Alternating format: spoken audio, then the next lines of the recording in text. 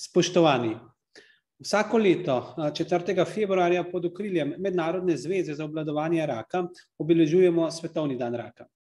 Sistematično in dolgoročno zmanjševanje bremena raka je mogoče le s celovitim obvladovanjem, ki pa ga v Sloveniji uresničujemo z državnim programom obvladovanja raka, ki smo ga sprejeli lansko leto decembra.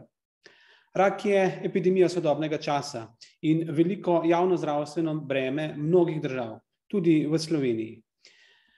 Pandemija je kljub temu, da smo se trudili ohranjati storitve s področja onkologije čim bolj neokrnjene, zagotovo pustila svoje posledice.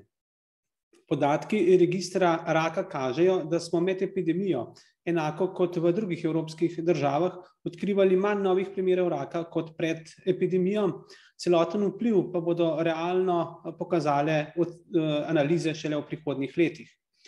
Ravno takšne izredne situacije, kot je pandemija, nam pokažejo, da so strateške državne usmeritve zelo pomembne, saj kljub izrednim okoliščinam ohranjamo zastavljeno smer. Vesel sem, da smo uspeli v nenavadnem in napornem letu 2021 pripraviti strateški dokument za prihodnje 5-letno obdobje in pri tem povezati različne strokovnjake in predstavnike širše javnosti na področju raka. Dosedanji uspehi in aktivnosti s področja raka so Slovenijo postavili tudi na evropski zemljevid. Z zastavljenimi aktivnostmi državnega programa obvladovanja raka v obdobju 2022 do 2026 smo si zadali izredno ambiciozne cilje.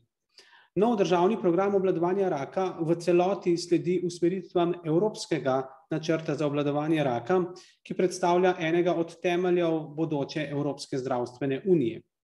Državni program za obvladovanje raka nas zavezuje k nadaljnji krepitvi primarne preventive.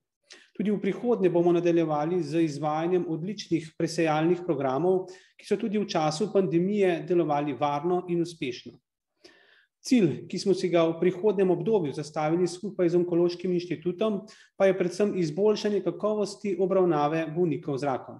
Najlepša hvala.